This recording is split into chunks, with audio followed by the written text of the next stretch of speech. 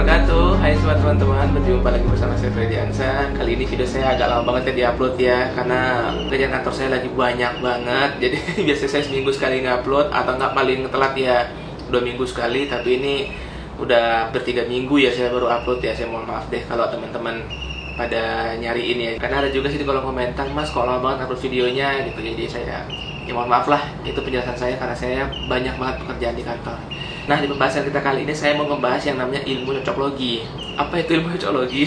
Ilmu cocoklogi itu ilmu yang apa ya, bisa dibilang mengkait-kaitkan lah gitu istilahnya. Tapi ini bukan asal-asal mengkaitkan ya, tapi ini masuk nalar kita, masuk secara ilmiah kita juga. Jadi bukan hanya disambung-sambungin gitu, enggak juga gitu. Ada rumusannya juga gitu ya teman-teman ya. Nah, sebelum saya memulainya, saya ada mau mengatakan pada teman-teman sekalian, mumpung saya ingat nih teman-teman nih. Ini nggak tahu benar apa enggak ya, apa perasaan saya aja gitu ya. Kayaknya teman-teman ada orang-orang yang di luar sana yang memanfaatkan nama saya.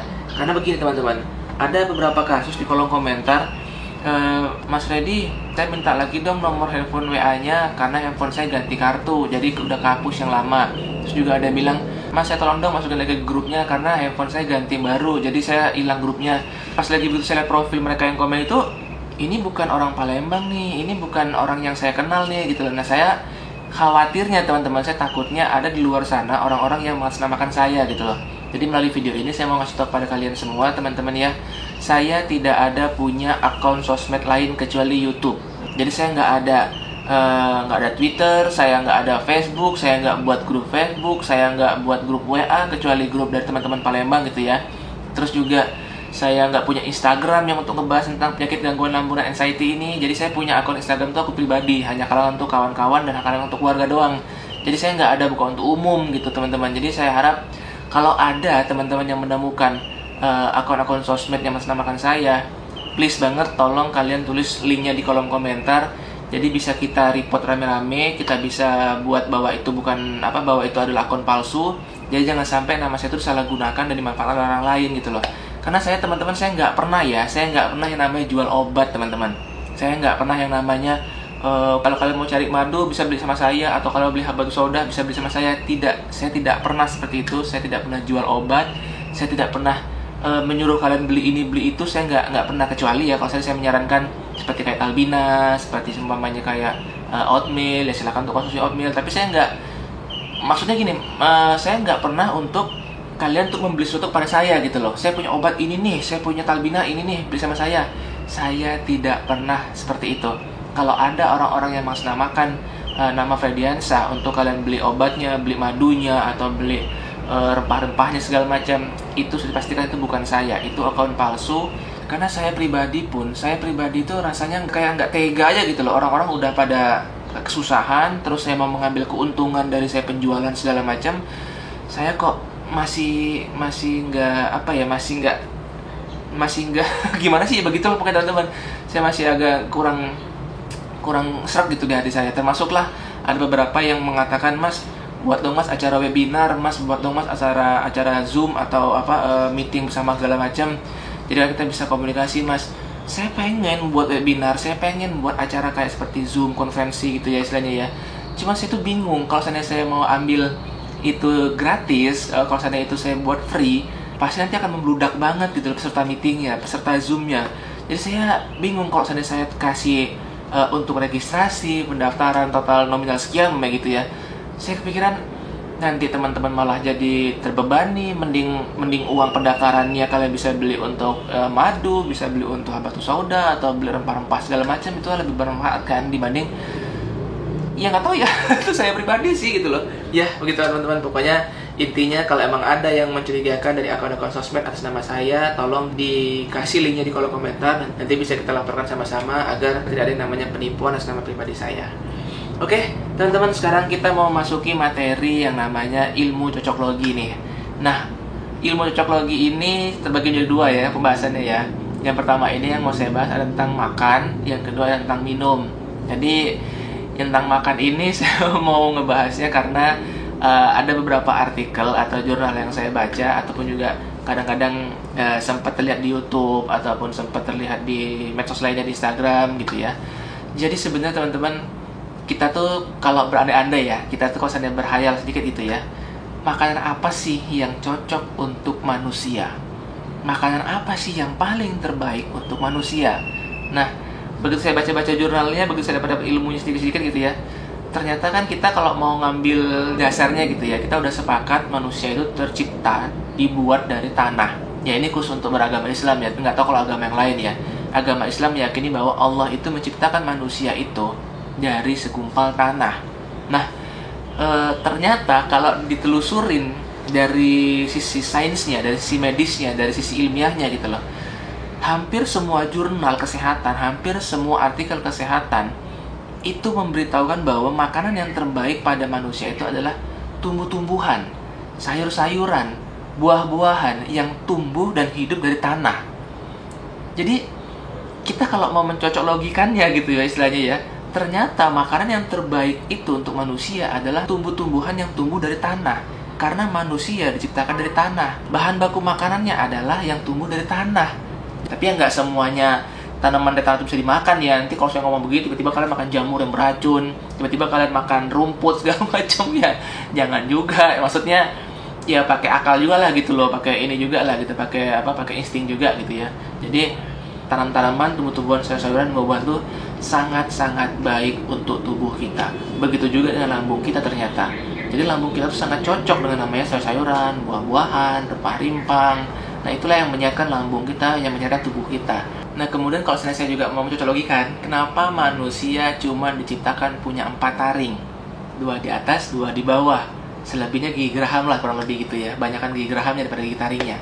Nah kalau dalam dunia pelajaran biologi, gigi taring itu kan fungsi untuk mengoyakkan makanan. Gigi geraham itu kan untuk melembutkan, menghaluskan, mengunyah gitu ya. Nah, kalau kita mau cocokkan tuh, kenapa manusia diciptakan seperti itu sama Allah? Itu berarti menandakan Allah menyuruh kita untuk lebih banyak mengunyah daripada mengoyak. Iya nggak? Jadi kalau seandainya itu, kita logikanya gini. Kalian tuh harus makan lebih banyak sayur-sayuran, buah-buahan yang untuk dikunyah, untuk dilembutkan. Bukan makan daging-daging atau ayam-ayam yang untuk dikoyak. Berbeda kayak buaya gitu ya. Buaya, harimau, itu giginya taring semua. Makanan mereka, bahan baku mereka yang paling terbaik untuk buaya sama harimau ya makan daging-dagingan. Karena giginya semua taring, ya nggak? Iya kan, benar kan?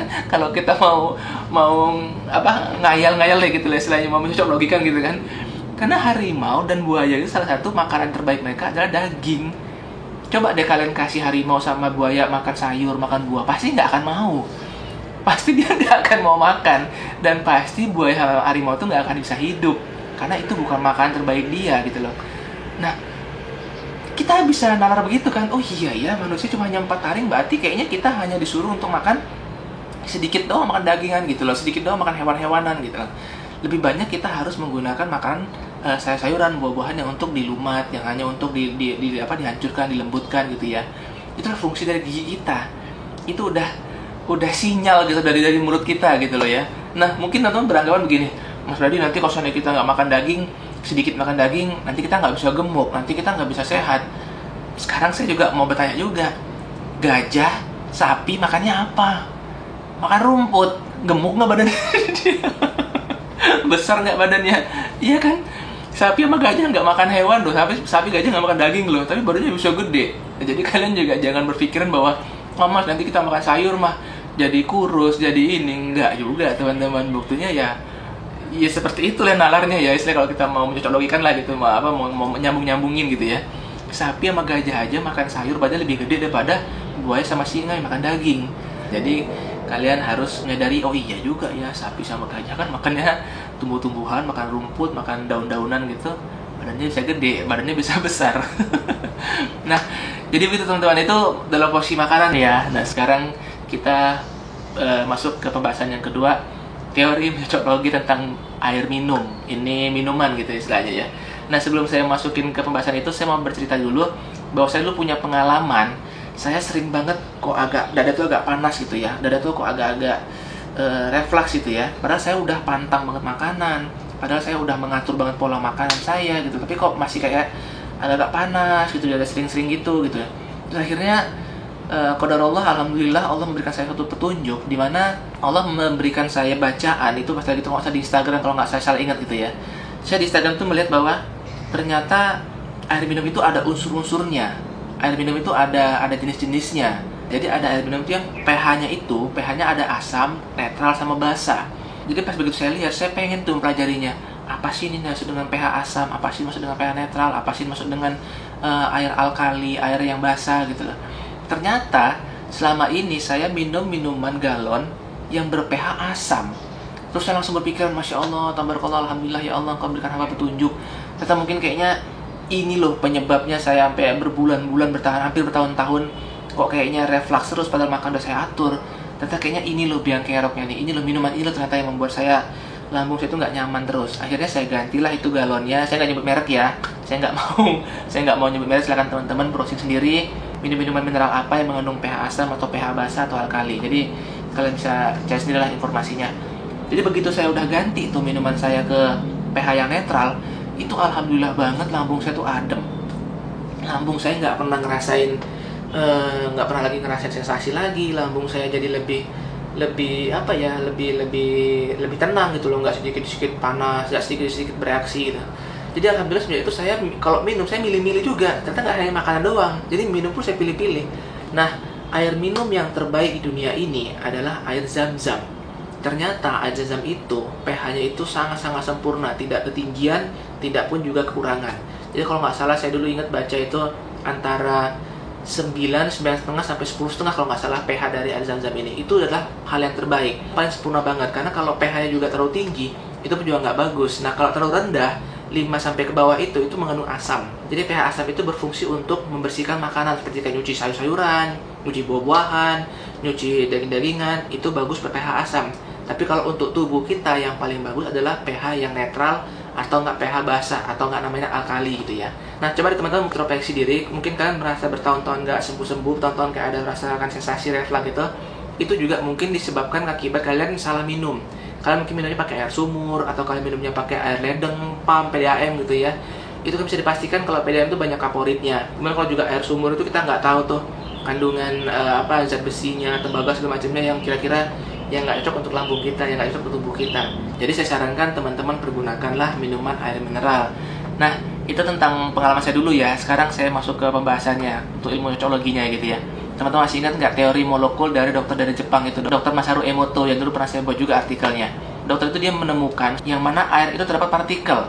Jadi air itu kalau dibacakan atau diucapkan kalimat-kalimat yang bagus, dia akan membentuk ion-ion atau partikel yang sangat indah sekali gitu, sangat bagus sekali. Tapi kalau air itu kita ucapkan dengan kata-kata yang tidak baik dan kata-kata yang kasar, dia akan membentuk partikel yang sangat buruk, partikel yang hancur gitu ya. Jadi dia akan membuat suatu partikel itu yang berantakan, yang hancur gitu loh. Nah, ternyata air itu punya senyawa. Air itu bisa merubah bentuk molekulnya yang baik untuk tubuh kita. Makanya kalau kita pakai ilmu cocokologi, Islam mengajarkan pada saat kita sebelum minum, kita harus berdoa terlebih dahulu. Itu kalau menurut saya keren banget. Ternyata itu Nabi mengajarkan kita untuk sebelum minum baca Bismillahirrahmanirrahim, dan setelah kita teguk 3 kali, habis itu setiap tegukannya kita bacakan Alhamdulillah. Itu menurut saya luar biasa tuh. Di zaman sekarang baru terpecahkan ilmu itu, ternyata ada manfaatnya. Itu sangat baik banget untuk kesehatan tubuh kita ternyata teman-teman. Kita juga kalau mau meruqyah diri sendiri, kita bisa menggunakan media air putih, dan itu pasti akan berlipat ganda banget manfaatnya. Nah, kemudian juga tubuh kita ini 70% kandungannya adalah air. Kalau kita mencocoklogikannya, pikiran kita, kalau kita pikir yang baik-baik, tubuh kita pasti akan baik. Kalau pikiran kita nggak baik, pikiran kita negatif, tubuh kita juga pasti akan merasakan reaksi yang negatif. Keren nggak tuh? Saya nggak bisa ngomong apa lagi, ya kan? Ternyata itu semua saling berkaitan, ternyata semua saling berhubungan teman-teman. Jadi kalian jangan pernah untuk berpikiran negatif kepada diri kalian sendiri. Jangan pernah hidup ini selalu berandai-andai, selalu merasakan ini itu segala macam, selalu berpikiran enggak, selalu panjang angan-angan. Jangan pernah. Karena 70% tubuh kita adalah kandungannya air, dan partikelnya, reaksi tubuh kita pun juga nanti akan menjadi buruk juga. Coba deh teman-teman, setiap pagi itu bangun dengan penuh semangat, katakan pada diri saya bahwa saya sehat, saya hari ini bahagia, saya hari ini nikmati hidup, terima kasih Allah atas rezekimu, nikmatmu. Coba kalian tes, berikan sugesti-sugesti pikiran ke tubuh kalian ini, hal yang positif-positif, lihat selama seminggu ke depan.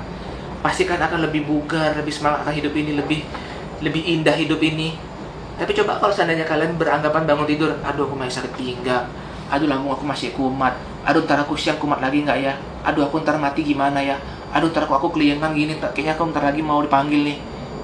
Selalu kalian berpikir seperti terus, akhirnya tubuh kalian pun juga pasti akan merasakan hal yang negatif. Gitu teman-teman. Ya teman-teman ya.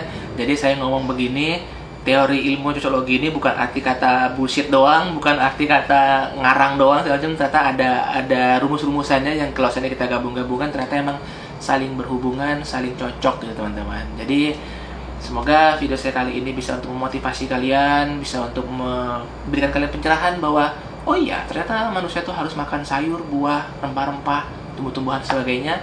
Ternyata minum itu pun juga harus menggunakan minum yang baik, bukan asal-asal minum minuman, bukan asal-asal air yang sembarang diminum gitu ya, yang bisa diminum. Jadi emang semua yang kita butuhkan itu harus toyib, harus sehat untuk tubuh kita, harus baik untuk tubuh kita, agar tubuh kita menjadi sehat, tubuh kita pun juga bisa lebih baik lagi.